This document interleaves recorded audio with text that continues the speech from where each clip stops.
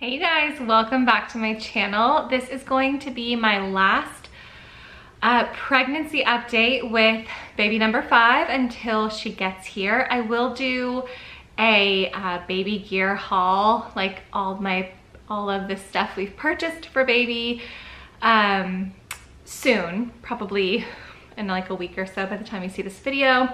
But I've only done like one update per trimester, so I just thought I'd go ahead and do my 3rd trimester update, how I'm feeling, birth plan stuff, prep stuff, and then what I asked you guys for some Q&A questions on Instagram as well, so I will round it out with a Q&A at the end. So I am currently, at the time of filming this, 34 weeks pregnant with baby number 5, and I will be 35 weeks when I post the video. So it's happening very fast. I feel like it's happened really fast because I didn't announce my pregnancy until I was like 16 or 18 weeks pregnant. So I felt like I've had to like get a lot of baby content up in a short amount of time, but it's been okay because it's been a pretty uneventful pregnancy. So there hasn't been much to report on, but I'm definitely feeling this 3rd trimester, if you can't hear it in my voice.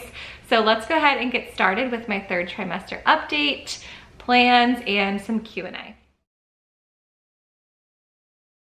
All right, so we're gonna go ahead and get started with just some aversions and cravings and symptoms and all the fun stuff. So 3rd trimester brought back a absolute loathing of coffee, which I kind of avoided in my 1st trimester somewhat. One of my first reactions when I'm pregnant, like my first thoughts are like, oh no, I'm gonna really miss coffee, because typically I can't drink coffee like all the way through.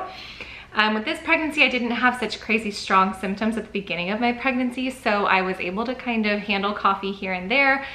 But something about this 3rd trimester has been like, I don't wanna smell it, don't wanna see it, don't wanna taste it. So I've been doing a lot of tea. So no coffee. I haven't really been super into sweets either. I've just kind of been turned off to them as well. It's just like the aftertaste of sweets that I don't want to deal with. And then it's not like I've been nauseous much at all. I really haven't. Just sometimes in the morning when I first wake up, as she's gotten bigger, I felt like, ugh. But I've definitely not been as into like Mexican food as I usually am. Usually when John and I go out on our date nights, or when the kids want to go out to dinner, we'll choose like a taco place or like a burrito bowl place. And that has been like bottom of my list lately. So much so that I'll be like, hey, you guys go get that, and then I'll grab sushi, which I'll get like a cooked sushi, you know, that I can have. But I've just really not wanted like Mexican food at all. Things I've been craving haven't been much, but I definitely, just living in Florida in May, just summery foods, cold foods. So cold salads, smoothies, cold drinks. Like I need a sparkling water every day or something just cold and refreshing. And then anything oatmeal-y. So like oatmeal banana bread, oatmeal cookies if I'm making cookies, or if I'm making a dessert, oatmeal like power or like protein balls, you know. I'll even throw oatmeal in my smoothies. I've been loving oatmeal lately. I'm not sure what that's about, but anything oatmeal. So we've had a lot of oatmeal breakfast lately as well. That's it. Let's see, other than that, symptoms. I mean, typical symptoms for me. I usually end up anemic in my 3rd trimester. I was waiting for the moment it would happen. It finally happened. So my midwife has me on just, you know, some iron supplement. I definitely, this is new for me, insomnia. I have not had insomnia with my other pregnancies. I had insomnia at the beginning of this pregnancy, and I'm having some major 3rd trimester insomnia right now, where I'm like, oh my gosh, no, go to sleep now, because you're not gonna sleep for a while, like for years. So I'm not sure what's going on with that insomnia, but it has been like pretty significant. Like I mean, it's not like a lack of anything. It's not a magnesium deficiency. I do Epsom salt baths. I have magnesium in my diet, take magnesium. It's not like a deficit. It's just she moves so much at night. I wake up with a lot on my mind. I'm busy all day long with the kids and the end of the homeschool year. And I'm just somebody who, like, once I'm up. So if I get up to go to the bathroom, I'm up. So I have been waking up a lot of days at like 3 a.m. I've been getting a lot done in the middle of the night because I just know I'm not even gonna try to go back to sleep. So I'll just wake up and do our grocery orders, or I'll do some school planning. My poor kids have had the busiest end of the school year ever because I've been like, well, I've made a whole week of lesson plans at 3 in the morning. I come out here and sit on the couch and I'm just up. So lots of middle of the night YouTube watching. Like, it's just nothing super productive, you know, other than groceries and school plans. But I am, for the first time in a long time, being very entertained for the first time because I'm watching shows and YouTube, and yeah, lots of insomnia happening this trimester. I've been very breathless, I'm sure you can tell.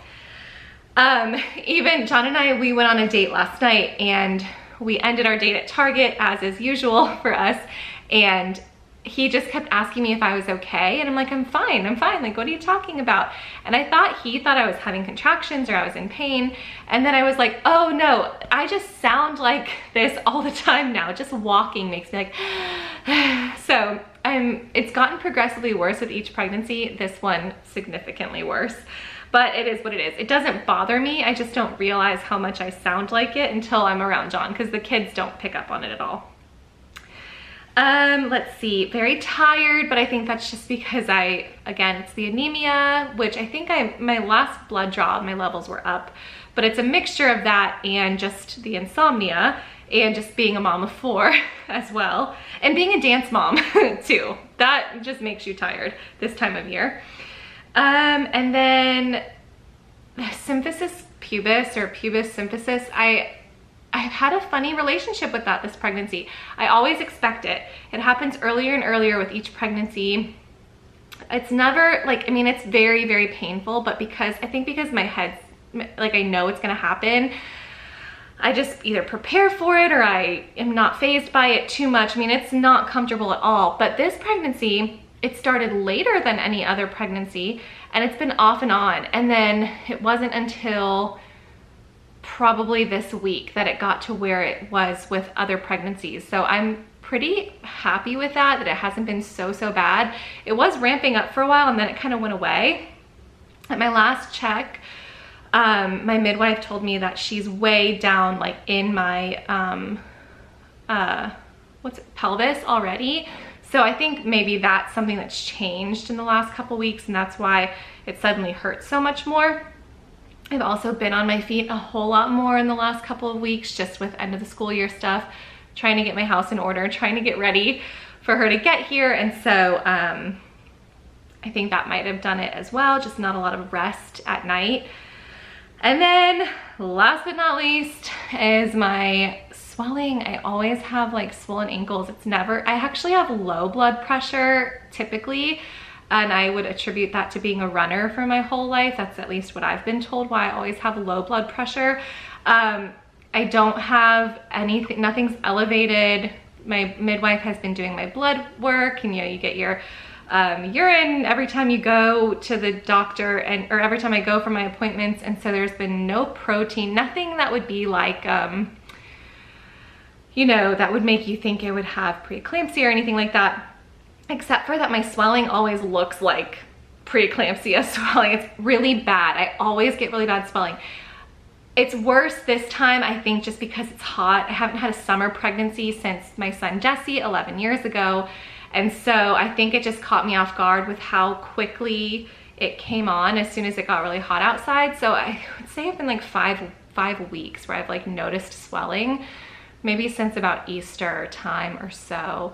I'm definitely in like Birkenstocks on the loosest setting kind of a thing right now. And when we go to the beach, which is on a regular basis right now, it's definitely worse. When I go outside, when my kids are swimming, if I'm not in the pool, it's definitely worse. So it's a heat thing.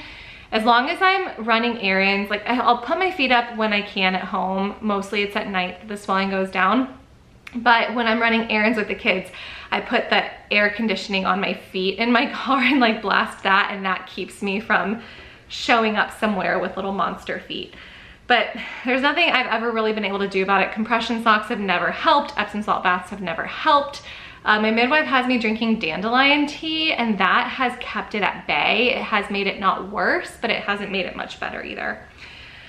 Because I'm not drinking coffee, I don't have like a lot of diuretic, you know, beverages or foods, I guess, in my diet. So besides the dandelion tea, that's it. But I know that the couple of times I've been able to have coffee, it has helped a little bit, which is kind of weird. This is the drawback to having my phone when I'm filming with questions and stuff, is that I notice phone calls come through. Okay, so talked about symptoms, talked about cravings and things. As far as the baby goes, everything's going well. She is measuring right on time, which is very weird for me. So typically, for some reason, I've always measured 2 or 3 weeks ahead, and then I always end up delivering 2 or 3 weeks ahead of my due date, and I always have large babies, like not like huge. Like none of my kids have been smaller than 8 pounds, so they've all been in order of age. They've been 8 pounds even, 8 pounds even, 8'11", and 8'7" or 9. So not huge, but not small, but pretty big for being 37 and 38 week babies. This time I'm measuring right on the money. So if I'm like 30, let's see, my last appointment 33 weeks. So I was measuring like 32 and a half weeks. And then the 2 weeks before that, I was measuring 31 and a half weeks at 31, you know, so it's been right on the money. And I don't know what that means. Like, I don't know if that means that I should expect to not go as early as I usually do, or if that means that I'll have like a more average sized baby for whenever I do deliver. I don't know. We'll see. But the thought of having a baby smaller than 8 pounds in a funny way is freaking John and I out, because even at 8.5 pounds, they still seem so tiny. So I'm like, oh my goodness, what if we have like a 7-pound baby? Like, they're gonna be so like scary small to us. So that's been an interesting thought. So it's either gonna be like smaller than we're used to, or I might go longer. If you remember, Annabeth was my longest pregnancy. She was like 38.5 weeks. And I didn't like that at all. I didn't like being pregnant longer than usual, but this time I've got my head in the game. It would actually be more convenient for me to go a little later into June as of right now. So we'll see what happens. But okay, so speaking of measurements, I'll talk about weight gain. So as of 34 weeks right now, I've gained 26 pounds total, which is pretty average for me. I usually gain right about like 30, 35 pounds. But it had been consistently 18 pounds. Like for my whole first trimester, I didn't gain any weight, gained like here and there. And then got to my 3rd trimester, started putting on weight pretty like on, you know, pretty much how your doctor likes you to, like a pound or 2 every couple of appointments. But then there was this 2-week period where there was like an 8-pound jump, and that was all related to the swelling that I started my swelling, like my fluid in my ankles and all that same 2-week time frame. And so then I went another 2 weeks before my last appointment, and I was like, oh gosh, is it gonna be another 8 pounds? And it actually stayed the same. So I think that was related to the swelling. I'm not sure. So it's been 26 pounds that stayed consistent. So that's pretty normal weight gain for me. It is what it is. I've never really had like a crazy, like, you know, huge gain during pregnancy. And then when I'm nursing, I do that typical, like, the weight falls off kind of a thing when I'm nursing in the beginning. Let's see. Fitness, no, just it's not happening. No more Peloton for me because my shoes don't fit. I am swimming with my kids consistently. That's mostly to get the fluid off my ankles. Like, if I'm swimming, it really, really helps with the fluid. but I'm not really swimming laps or anything. And then just a lot of housework. We've been, as you can see, we've been doing a lot of housework, a lot of rearranging, a lot of finishing some last minute things, lots of hosting dinners, and just trying to get through the end of the school year stuff. And so I've been on my feet a lot. There's been a lot of mopping, a lot of days where I'm just on my feet all day long. So I'm tired from that. Let's see. Okay, so the only other thing I have written here are must-haves and my birth plan. So we are planning another home birth. I have ordered my birth kit, which makes it seem very real once you do that. John comes to all of my appointments now. I have an appointment. Now I'll have an appointment in a couple of days, and then my next appointment will be a week later where she comes here. She starts coming here, and then I have weekly appointments after that. So we'll see how long. Usually they come here at the 36-week appointment, and then they'll come to my house at the 37-week appointment, and typically that's my last appointment. So we'll see. I'm expecting to go a little longer this time, so I don't know. And then my must-haves, I'm not a big like pregnancy gear person or baby gear person. Like I don't even usually have a stroller. I usually just do baby wearing. Don't have a lot of like, I've never done like a, you know, electric pump or had much gear. We don't even have a crib this time. So, and I did last time, but I didn't even really use it. So we didn't even get one this time. So, yeah, I don't have a lot of must-haves, but I have written down here, the Christian Hypnobirthing app has been wonderful, and the Happy Home Birth podcast. Those have been two of my go-tos in the evenings. Quality snacks and smaller meals are a must-have for me. So a lot of like Greek yogurt, just doing a lot of prep ahead of time, making some like Trim Healthy Mama muffins ahead of time that I can just pop out of the freezer. The different teas and labor prep foods I'm starting to do now. So the dates, the raspberry leaf tea, I've been doing the dandelion tea, things like that. Coconut water, because it's been so hot outside, just trying to stay hydrated. And then bath bombs, things like that, just to take the edge off in the evenings. I love the Stress Away bath bombs from Young Living. That's pretty much all the updates I have, and then I have some fun Q&A questions from you guys, so I'll go ahead and get into the Q&A now. Okay, I'm gonna look through these questions here. I think a few of them I've kind of addressed in the beginning of this video, so I'm not gonna answer all of them. Let's see. Lots of "is this our last baby" questions. I'm unsure, but I doubt it. I'm not sure. We had a long road to conception for this one. So I'm in the never say never camp because I just honestly didn't think we would be able to have another one. And so to like, I don't know, my heart is still really tender toward that difficult season, and I don't want to like take it for granted. So I don't know. I don't know. I will say to that though, John and I discuss this every time before my third trimester as far as if we're for sure done or not, because when I get to my third trimester, first couple of months postpartum, I joke that every kid has been our last kid, because around like that first, even in the first year, I'm always like, nope, we're done. This is our last baby, because I'm just mentally done. And so we actually have had this discussion before.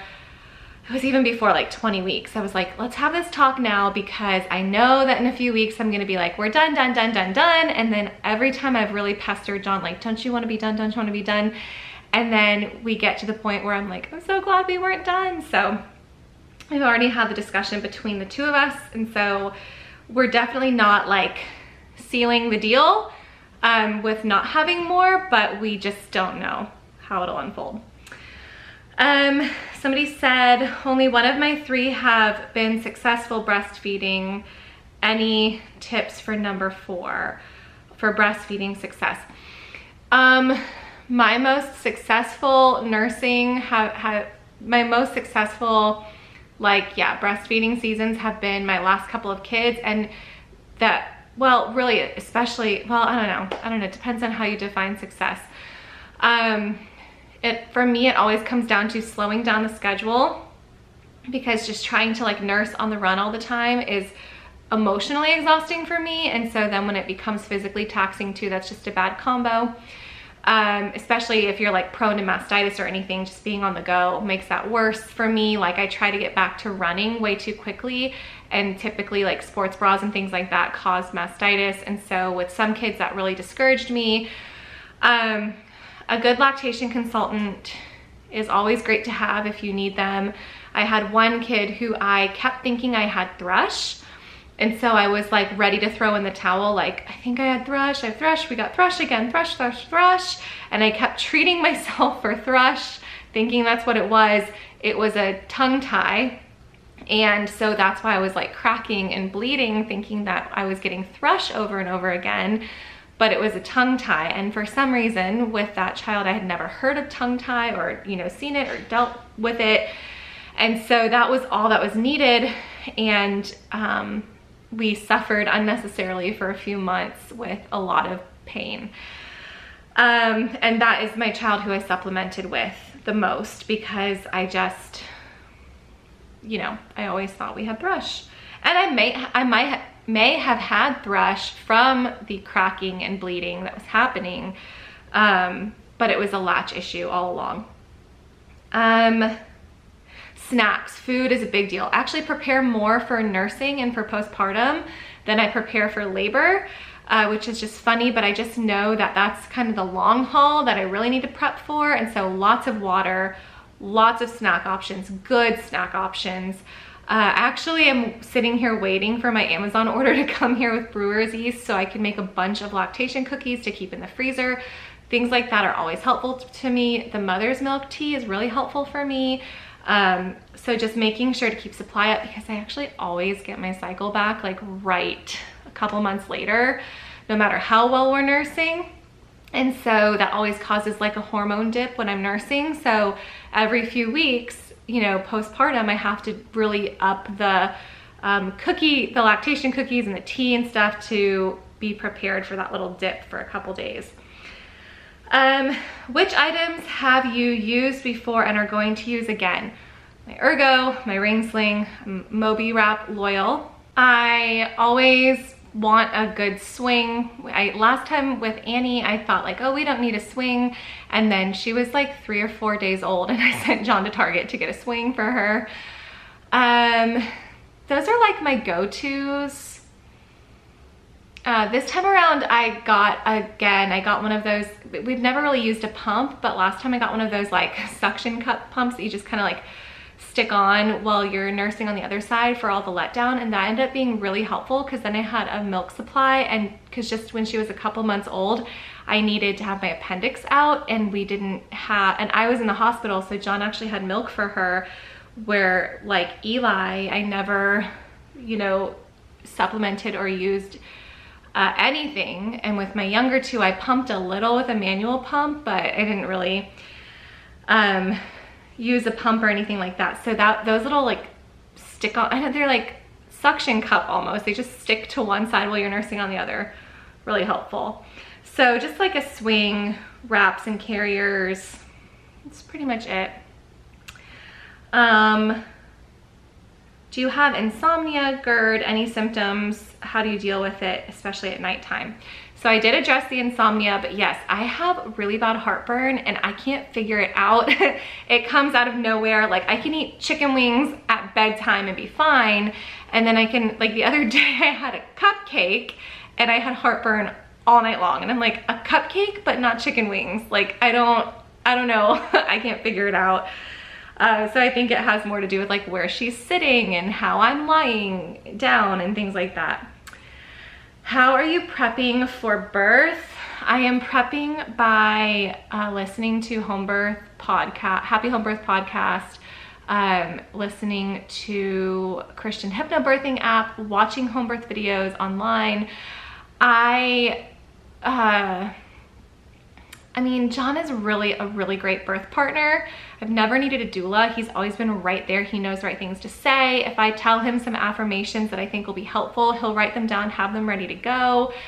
I will share our home birth setup, but I won't share it till after she's born. It just feels very vulnerable to share, especially, you know, you never know if you'll actually get to have your home birth. So I will film that soon as my birth kit gets here and I have everything set up, but I won't share it until postpartum. just, you know, probably along with a birth story or whatever. Other ways I'm prepping for birth. I think the most important thing for me is just being really on the same page as John.